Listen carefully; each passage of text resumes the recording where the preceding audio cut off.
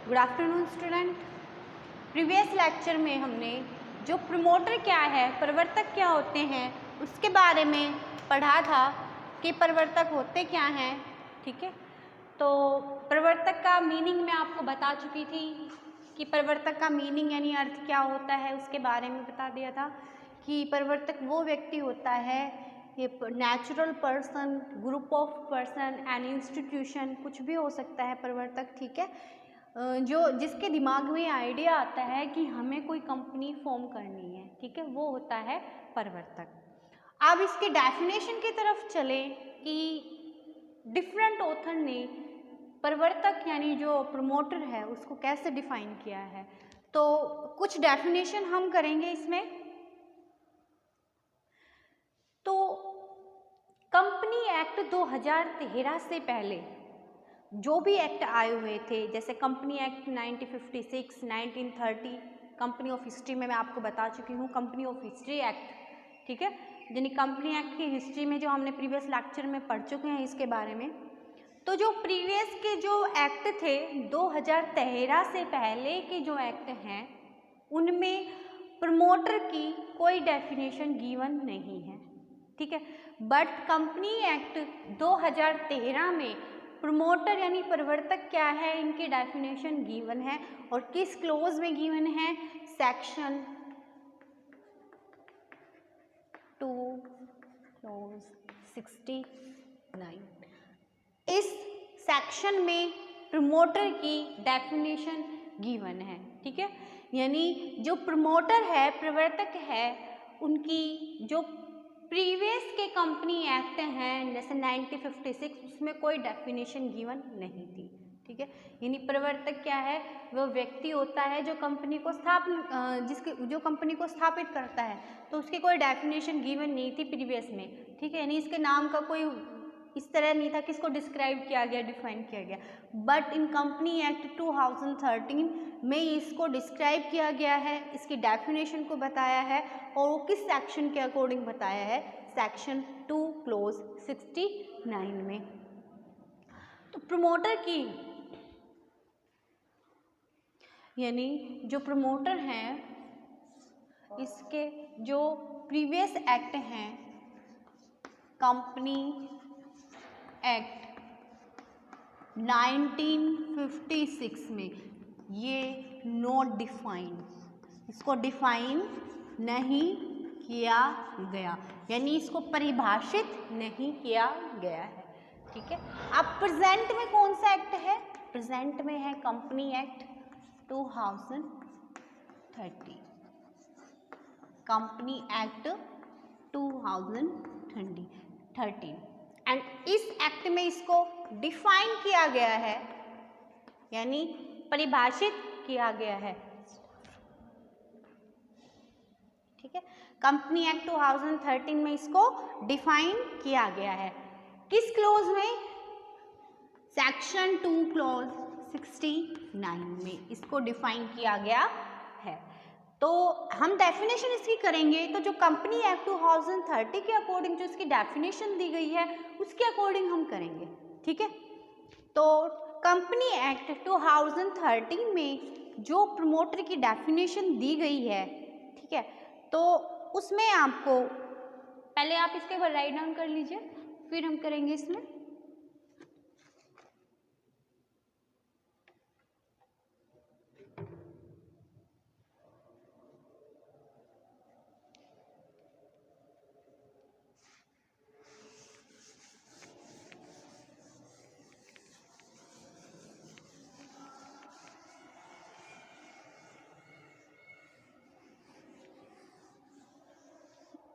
Company की definition,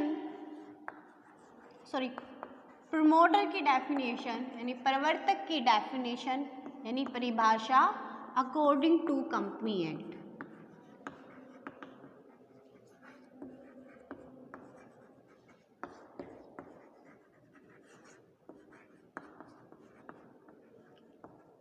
यानी 2013 के अनुसार कंपनी एक्ट की जो डेफिनेशन दी गई है, कौन से सेक्शन में?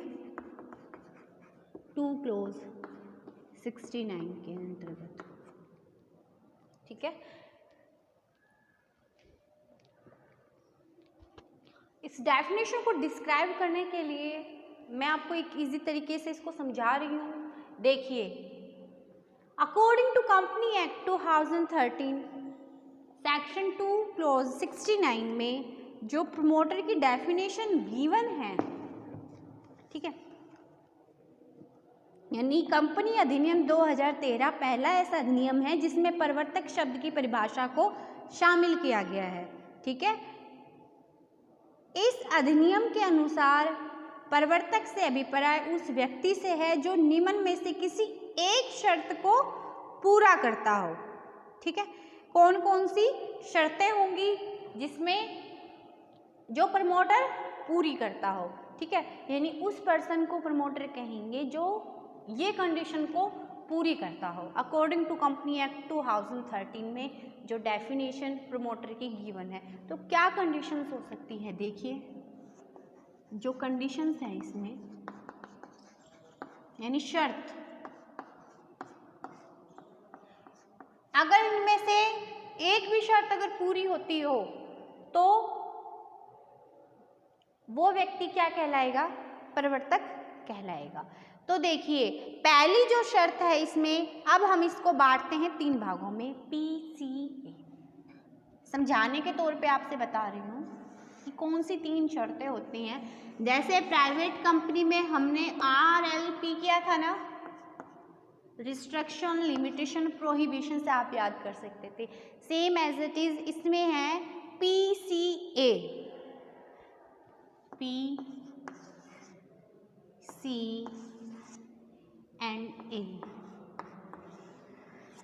प्रमोटर में याद रखना PCA। P, here P means prospectus,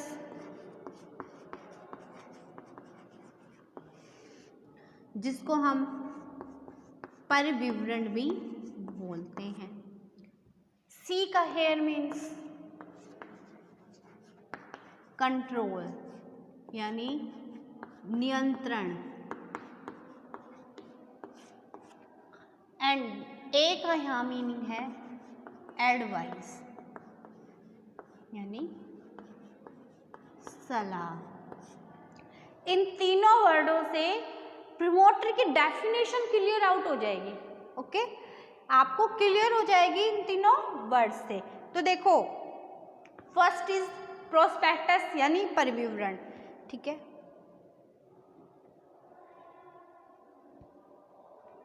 अगर वो व्यक्ति जो प्रमोटर है वो आइडेंटिफाई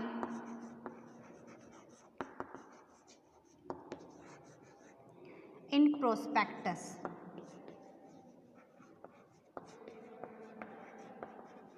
एज ए प्रमोटर,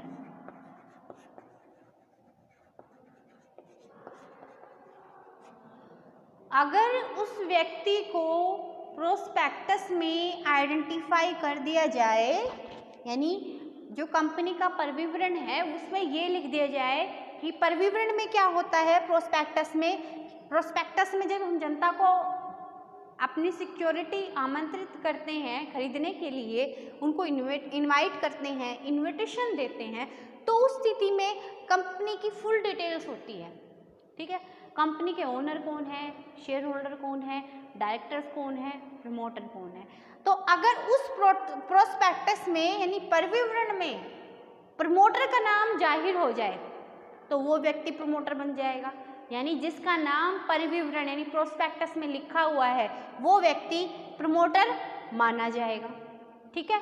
या कंपनी की वार्षिक विवरण में, ठीक है, यानी कंपनी के एनुअल रिटर्न में, एक तो ये, या कंपनी के एनुअल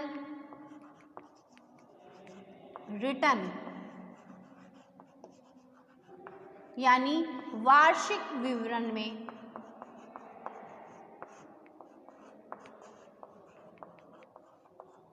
यानी कंपनी के वार्षिक विवरण में उस व्यक्ति का नाम मेंशन हो तो वो व्यक्ति क्या कहलाएगा, प्रमोटर कहलाएगा, ठीक है। 2 कंडीशन है कि identify in prospectus as a promoter यानी आपके परिविवरण में वो प्रमोटर आइडेंटिफाई हो रहा है, ठीक है, या एनुअल रिटर्न में, वार्षिक विवरण में वो आइडेंटिफाई हो रहा है कि वो पर्सन क्या है, प्रमोटर है।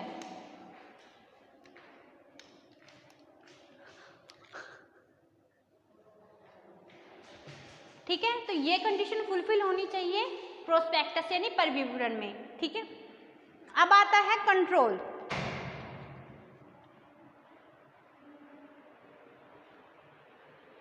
यानी एक कंडीशन क्या पूरी हुई कि जिसका नाम परिविवरण में प्रवर्तक के रूप में लिखा या नामित किया गया हो, यानी परिविवरण में प्रवर्तक के रूप में जिसका नाम लिखा या नामित किया गया हो वो क्या कहलाएगा, प्रवर्तक कहलाएगा। एक कंडीशन हो गई, या तो ये कंडीशन हो, यानी ये सारी कंडीशन, ये नहीं कि तीनों की तीनों कंडीशन कंप्लीट हो, एक कंडीशन भी पूरी होगी तो वो प्रवर्तक कहलाया जाएगा, ठीक है। तो फर्स्ट कंडीशन इज कंप्लीट। अब आते हैं हम सेकंड कंडीशन। अगर ये कंडीशन नहीं हुई तो ये कंडीशन हो सकती है, कौन सी, कंट्रोल यानी नियंत्रण। अब कंट्रोल में, नियंत्रण में क्या है कि जिसका अंशधारी, संचालक अथवा किसी अन्य स्थिति में प्रत्यक्ष या प्रयोग,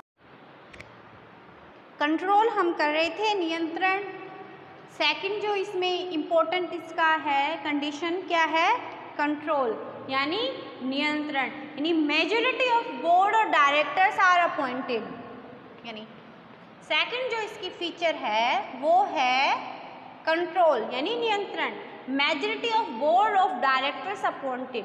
सेकंड कंडीशन में क्या है कि अगर जो हमारे प्रमोटर होते हैं उसका कंपनी के जो डिसीजन है उस पर डायरेक्ट या इनडायरेक्ट रूप से जिसका नियंत्रण होता हो, कंट्रोल होता हो, वो कहलाता है प्रमोटर।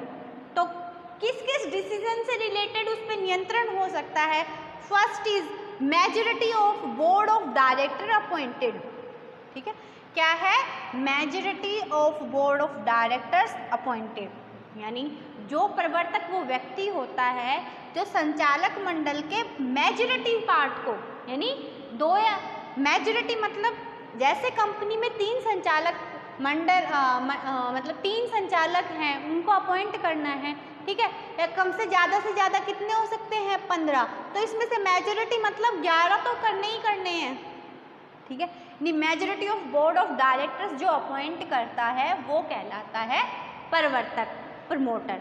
सेकंड है इसमें पॉलिसी यानी नीति। प्रमोटर वो व्यक्ति होता है जो कंपनी की पॉलिसी बनाता है, या तो वो बोर्ड ऑफ डायरेक्टर्स को अपॉइंट करे या फिर कंपनी की क्या बनाए, पॉलिसी बनाए, कंपनी की नीति बनाता हो, या कंपनी की डिसीजन यानी निर्णय लेता हो, इम्पोर्टेंट डिसीजन जो ले वो होगा प्रमोटर, ठीक है। यानी कंट्रोल में क्या है कि जो व्यक्ति कंपनी के जो महत्वपूर्ण या इम्पोर्टेंट डिसीजन है उस पर कंट्रोल करता हो, डायरेक्ट या इनडायरेक्ट रूप से जो डिसीजन ले जाए, जो वो डिसीजन लेता हो, कंपनी को डायरेक्ट करता हो, वो कहलाता है प्रमोटर, ओके। अब थर्ड आता है इसमें एडवाइस। या तो ये 2 कंडीशन पूरी हो, ये 2 नहीं तो थर्ड कंडीशन ये कंप्लीट हो। एडवाइस का मतलब सलाह, यानी प्रमोटर वो व्यक्ति होता है जो एडवाइस दे board of director, give advice to BOD, यानी कंपनी के संचालक मंडल को जो सलाह दे, जो मशविरा दे, वो कहलाता है प्रमोटर। देखो अब एक क्वेश्चन ये भी अराइज होता है, मैंने जैसे आपको बताया था कि जो C और CS होते हैं वो प्रोफेशनल एडवाइज़र होते हैं, इनको हम प्रमोटर में इंक्लूड नहीं कर सकते, ठीक है। तो प्रमोटर वो व्यक्ति होते हैं जो प्रोफेशनल एडवाइज़र नहीं होते हैं, ठीक है, तो उसको कहते हैं प्रमोटर। और प्रमोटर में कंपनी को फॉर्म करने के आइडिया से लेके, या तो वो कंडीशन पूरी करो, हम बोलते हैं कि जिसके दिमाग में ये आइडिया आता है कि हमें कंपनी बनानी है, वो होता है प्रवर्तक। पहला फर्स्टली, या तो फिर उसका जो कंपनी के प्रोस्पेक्टस यानी परिविवरण में है उसमें उसका नाम हो, ये कंडीशन हो जाए पूरी तो प्रमोटर कहलाएगा, या कंपनी के जो इम्पोर्टेंट डिसीजन हैं उस पर उसका क्या हो, प्रभाव हो, ठीक है, या जो majority of board of directors है वो अपॉइंट करता हो, यानी संचालक मंडल के सदस्यों को जो जिसको अपॉइंटमेंट करता हो वो खुद अपॉइंट करता हो, ठीक है, वो हो, या कंपनी की नीति बनाता हो, कंपनी के इम्पोर्टेंट डिसीजन है वो लेता हो, वो कहलाया जाएगा प्रवर्तक। या फिर कंपनी के बीओडी को वो क्या है, एडवाइस देता हो। अगर इनमें से एक भी कंडीशन फुलफिल जो भी व्यक्ति करता है वो कहलाया जाएगा प्रवर्तक यानी प्रमोटर। कंपनी एक्ट 2013 में बहुत ही अच्छी डेफिनेशन गिवन है, कंप्लीटली इसका मीनिंग इससे समझ में आ रहा है आपको। अब हम इसकी एक डेफिनेशन और करेंगे। सबसे पहले फर्स्टली आप इसको राइट डाउन कर लीजिए।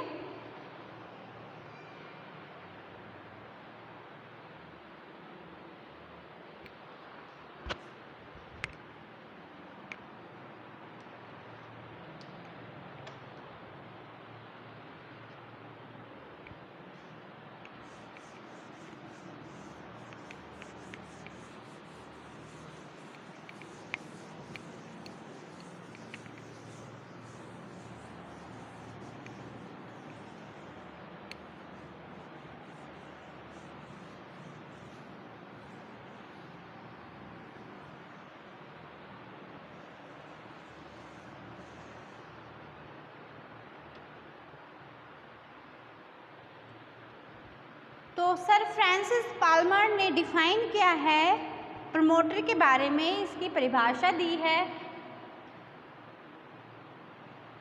तो अकॉर्डिंग टू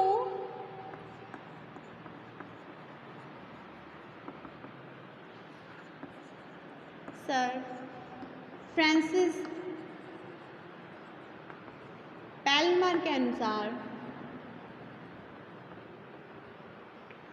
प्रमोटर की क्या डेफिनेशन गिवन है कि a promoter is a person who originate a scheme for the, a promoter is a person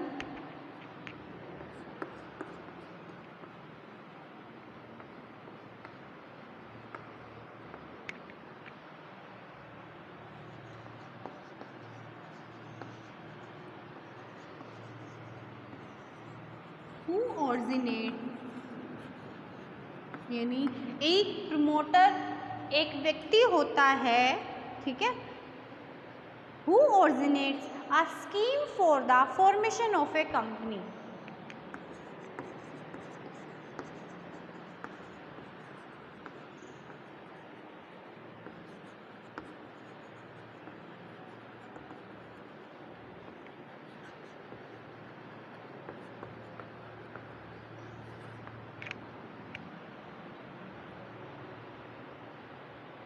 Has the memorandum and article prepared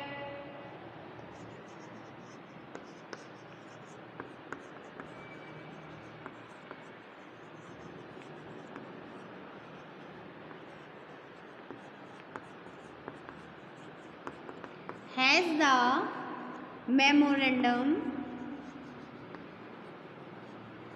and articles prepared, executed and registered and find the first director.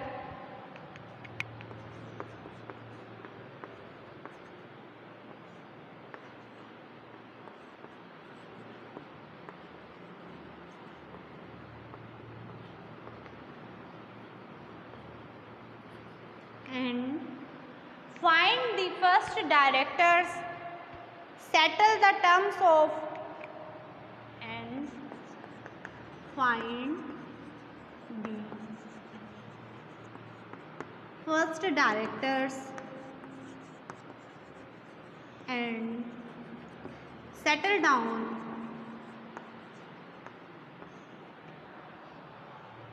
and settle the terms of preliminary contracts and prospectus. Settle the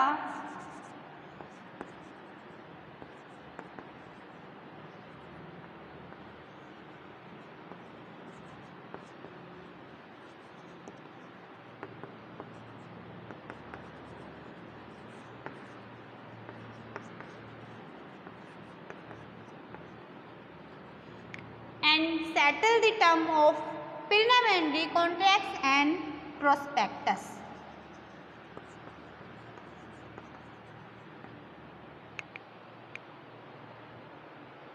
If any, and makes arrangement for prospectus.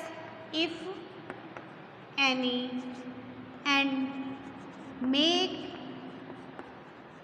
arrangements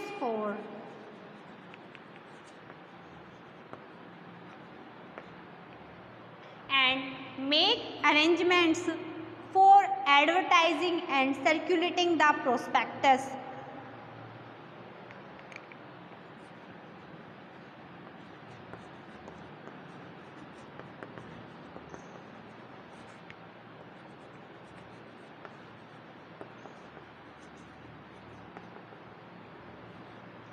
Make arrangements for advertising and circulating the prospectus and placing the capital.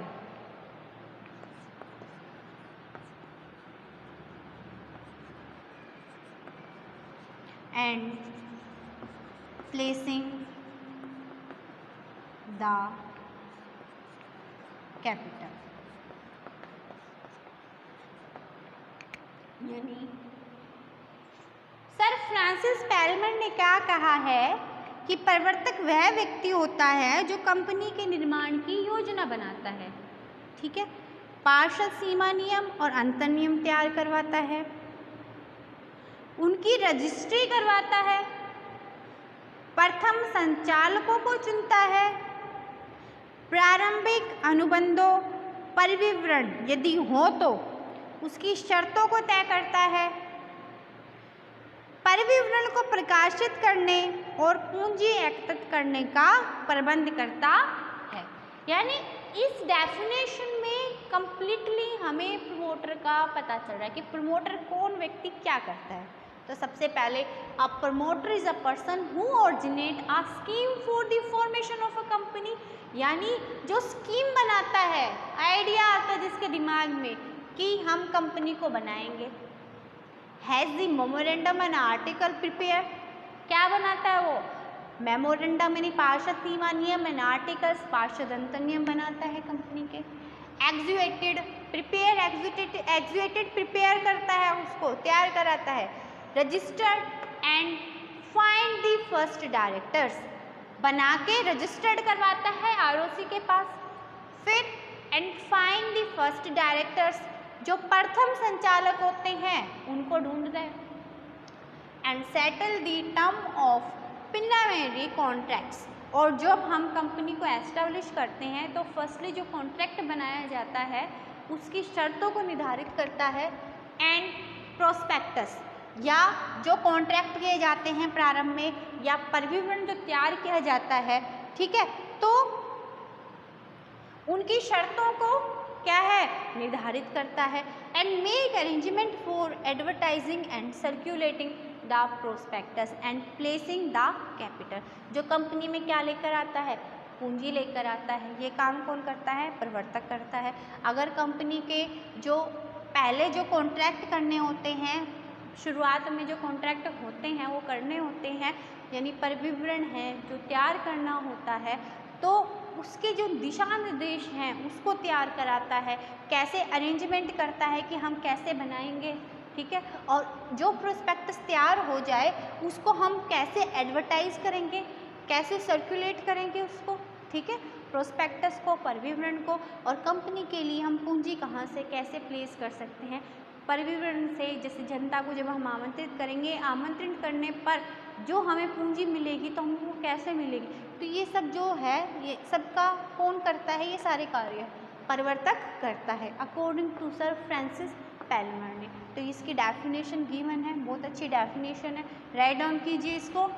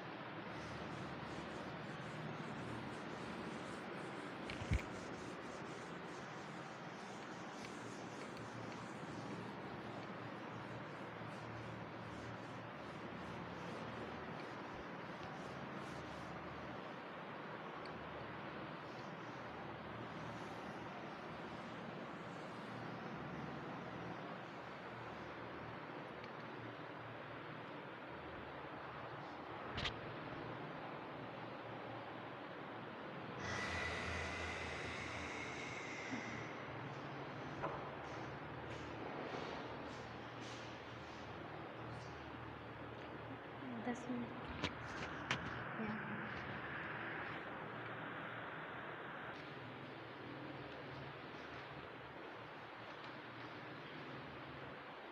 Next इसमें जो promoter में हम topic करेंगे legal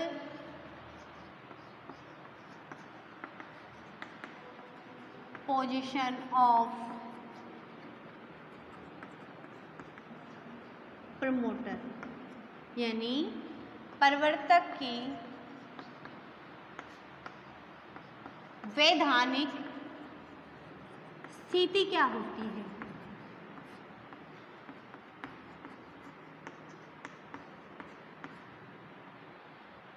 देखिए student, जैसे company के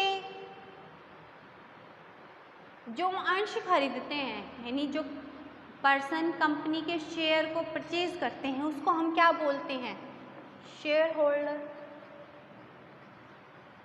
यानी अंशधारी। जो कंपनी के शेयर को परचेज करते हैं अंशधारी बनते हैं, वो शेयर होल्डर बोलते हैं। तो प्रमोटर की भी तो कोई पोजीशन होनी चाहिए ना, कि प्रमोटर तो देखो इतना बड़ा काम करते हैं कि कंपनी को एस्टेब्लिश करने का आइडिया जिसके दिमाग में आता है, ठीक है, यानी सारे काम जो करता है कंपनी को एस्टेब्लिश करने के लिए कि हम कंपनी को कैसे हम और कंपनी को शुरू कर सकते हैं, उसके लिए क्या क्या प्रोसीजर आता है, तो सारे उसके दिमाग में सब जो भी कंपनी को फॉर्म करने में सबसे ज़्यादा कंट्रीब्यूशन दे रहा है वो प्रमोटर ही दे रहा है, क्योंकि उसके दिमाग की उपजी है कंपनी, ठीक है। तो प्रमोटर की क्या लीगल पोजीशन होगी, हम प्रमोटर को क्या कह सकते हैं, ठीक है। जैसे शेयर होल्डर्स है कंपनी के, अंशधारी जो अंश खरीदते उनको शेयर होल्डर बोलते हैं, ठीक है। तो प्रमोटर की क्या लीगल पोजीशन होती है, कि प्रमोटर की क्या लीगल पोजीशन होती है, तो इसको 3 भागों में बांट सकते हैं, ठीक है। फर्स्ट इज, समझाने के तौर पे 3 भागों में हम इसको बांट सकते हैं, agent. Second is trustee, and third है जो, यानी फर्स्ट है इसका एजेंट, सेकंड है ट्रस्टी के रूप में इसको कर सकते हैं, और थर्ड इसको हम फिड्यूशरी रिलेशनशिप,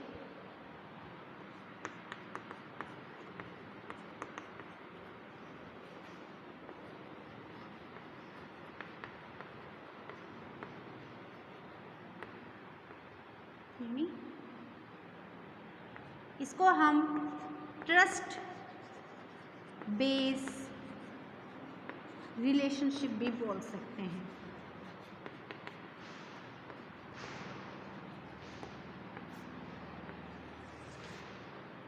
ठीक है। अब प्रवर्तक की जो वैधानिक स्थिति है, तो वैधानिक स्थिति में यानी प्रवर्तक की क्या स्थिति होती है उसके बारे में, तो क्या प्रवर्तक कंपनी के एजेंट होते हैं, ठीक है, या कंपनी के ट्रस्टी होते हैं, या फिड्यूशरी रिलेशन होता है उसका कंपनी के साथ। तो अब हम इसकी लीगल पोजीशन को करने के लिए पढ़ेंगे। तो फर्स्ट इज एजेंट, ठीक है, यानी एजेंट प्रमोटर और कंपनी के बीच में एजेंट और प्रिंसिपल का रिश्ता होता है क्या? नहीं। कंपनी के जो प्रमोटर होते हैं वो कंपनी के एजेंट नहीं होते हैं। तो सबसे पहले आपको एजेंट का मीनिंग पता होना चाहिए कि एजेंट वो पर्सन होता है जो अपने प्रिंसिपल के बिहाफ पे काम करता है। इट इज़ वर्क या he is work on the behalf of the principal, यानी जो एजेंट है उसका जो प्रिंसिपल होता है, यानी जो ओनर होता है, प्रिंसिपल होता है, उसके ओनर को प्रिंसिपल बोलते हैं, ठीक है। उसके कार्य करता है उसके बिहाफ पे, यानी वो काम ना करके उसका एजेंट काम करता है, ठीक है, उसके बिहाफ पे काम करता है, उसको बोलते हैं एजेंट। तो क्या प्रमोटर को हम एजेंट बोल सकते हैं? प्रमोटर भी तो वैसे कंपनी के बिहाफ पे एक बात देखी जाए तो काम करता है, करता है ना कि भाई कंपनी के लिए मेमोरेंडम ऑफ एसोसिएशन तैयार कराता है, ये काम करता है, बट हम उसको एजेंट नहीं कह सकते। इसके पीछे एक रीज़न है क्या, कि जो कंपनी के मतलब जो एजेंट होता है, इसका जो प्रिंसिपल है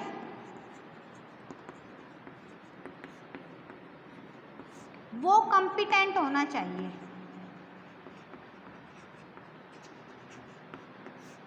ठीक है, यानी एजेंट हम उसे कहेंगे जो क्या करता है, काम करता है, वर्क।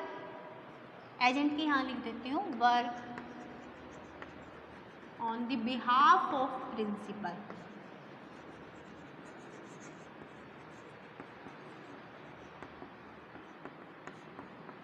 यानी जो प्रिंसिपल के बिहाफ पे क्या करता हो, काम करता हो, उसको कहते हैं एजेंट। ओके, बट इस सिचुएशन में हम प्रमोटर को एजेंट नहीं कह सकते हैं। ठीक है, क्यों नहीं कह सकते हैं, कि देखो एक शर्त होती है कि जो कंपनी एजेंट का जो प्रिंसिपल होना है ना, वो कॉम्पिटेंट होना चाहिए, सक्षम होना चाहिए। एक केस में सक्षम में हम ये कह सकते हैं कि एक तो वो माइनर नहीं होना चाहिए। ठीक है, माइनर मतलब शत्रु देश का नागरिक नहीं होना चाहिए। ये आप जब एजेंट की जो डेफिनेशन होगी, कभी कोई चैप्टर रहेगा तो उसमें आप उसके बारे में पढ़ सकते हैं। तो एजेंट और प्रिंसिपल में है ना, जो प्रिंसिपल होगा ना वो कॉम्पिटेंट होना है, कॉम्पिटेंट होना चाहिए, योग्य होना चाहिए। योग्य किस तरीके से, कि फर्स्टली वो तो माइनर नहीं होना चाहिए, यानी 18 साल से कम उम्र नहीं होनी चाहिए उसकी, भारत देश का नागरिक हो या तो वो। ठीक है, नागरिक नहीं हो, जैसे भी भारत देश में उसको रह रहा हो 182 दिन से, रेजिडेंट हो इंडिया का, और कि जो प्रिंसिपल है वो या पागल दिवालिया नहीं होना चाहिए। ठीक है, माइनर नहीं होना चाहिए। ठीक है, तो उस केस में हम उसको क्या कहेंगे, उस केस में प्रिंसिपल और एजेंट का जो रिलेशन है वो होता है। ठीक है, अगर प्रिंसिपल कॉम्पिटेंट है, ठीक है, कॉम्पिटेंट है तो ही एजेंट उसके बिहाफ पे काम करेगा। ठीक है, अगर कोई 18 प्रिंसिपल कोई 18 साल से कम उम्र का कोई हो, ठीक है, यानी एजेंट का मालिक 18 साल से कम होगा, तो 18 साल से कम उम्र के द्वारा किया गया जो भी कोई काम होगा, अगर ये एजेंट तो इसके बिहाफ पे काम करेगा ना, यानी काम तो ये कर रहा है पर किसके लिए कर रहा है, इसके लिए कर रहा है। और ये पर्सन अगर माइनर हुआ तो वो क्या होगा, या तो वो पर्सन यानी काम कर रहा है, कोई कॉन्ट्रैक्ट कर रहा है, पर ये तो माइनर पर्सन हो गया ना प्रिंसिपल, तो क्या इसके द्वारा किया गया कॉन्ट्रैक्ट वैलिड होगा? जी नहीं, वैलिड नहीं होगा अगर हमारा प्रिंसिपल इनकम्पिटेंट हो। ठीक है, तो ये एजेंट और प्रिंसिपल में क्या है, रिलेशन होता है। ठीक है, तो जो एजेंट है वो वर्क करता है बिहाफ ऑफ प्रिंसिपल में। अब ये सिचुएशन हमारी कंपनी और प्रमोटर के ऊपर है कि अगर यहाँ पे हम मान लें कि एजेंट हमारा क्या है, प्रमोटर है,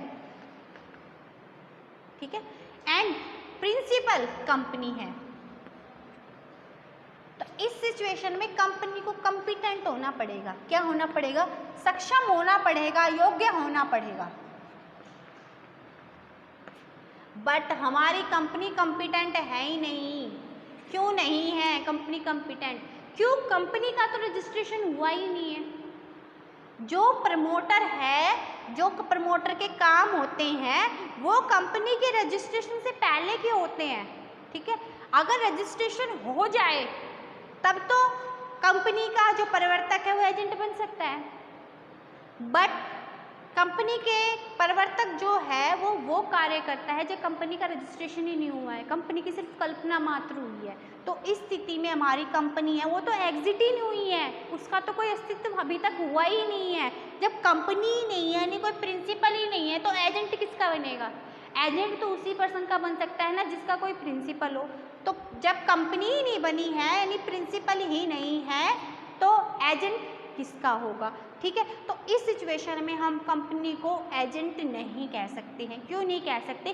कि एजेंट के लिए प्रिंसिपल का होना जरूरी है, प्रिंसिपल मीन्स कंपनी का फॉर्म होना जरूरी है, और कंपनी तो अभी हमारे अस्तित्व में आई ही नहीं है, प्रवर्तक तो वो काम कर रहा है उसको अस्तित्व में लाने के लिए, इसलिए प्रवर्तक को हम कंपनी का एजेंट नहीं कह सकते हैं। तो एजेंट तो नहीं मान सकते कंपनी का। ठीक है, आपको समझ में आया कि जो एजेंट है वो काम करता है बिहाफ ऑफ द प्रिंसिपल, यानी प्रिंसिपल के बिहाफ पे काम करता है, उसके द्वारा जो काम है उसको पूरा करता है। But in case of promoter, प्रवर्तक में कंपनी है वो तो प्रिंसिपल बन ही नहीं सकती। क्यों? कंपनी का तो अस्तित्व आया ही नहीं है। जब कोई प्रिंसिपल ही नहीं होगा तो एजेंट किसका होगा? एजेंट होने के लिए प्रिंसिपल का भी तो होना जरूरी होता है ना। तो इसलिए इस सिचुएशन में हम कह सकते हैं कि जो प्रमोटर है वो कंपनी के एजेंट नहीं होते हैं। देखो, नॉट एन एजेंट, तो promoter is not an agent of the company yet to be incorporated neither by express और इम्प्लाइड अथॉरिटी। यानी जब तक कंपनी का इनकॉर्पोरेशन ही नहीं हुआ तो इसको हम एजेंट नहीं मान सकते। ठीक है, because promoter cannot be an agent of a company which he promotes because his principal यानी company does not exist at the time when he acts on its behalf। कि उस समय जब उसका प्रिंसिपल तो अस्तित्व में आया ही नहीं है, कंपनी अस्तित्व में आई नहीं है और वो काम कर रहा है जिसके बिहाफ पे। ठीक है, अगर एजेंट माने तो जिसके बिहाफ पे काम कर रहा है तो वो प्रिंसिपल तो होना चाहिए ना, और वो अस्तित्व में ही नहीं आया तो इसलिए हम इसको एजेंट नहीं मान सकते हैं। ठीक है, इसको राइट डाउन कीजिए।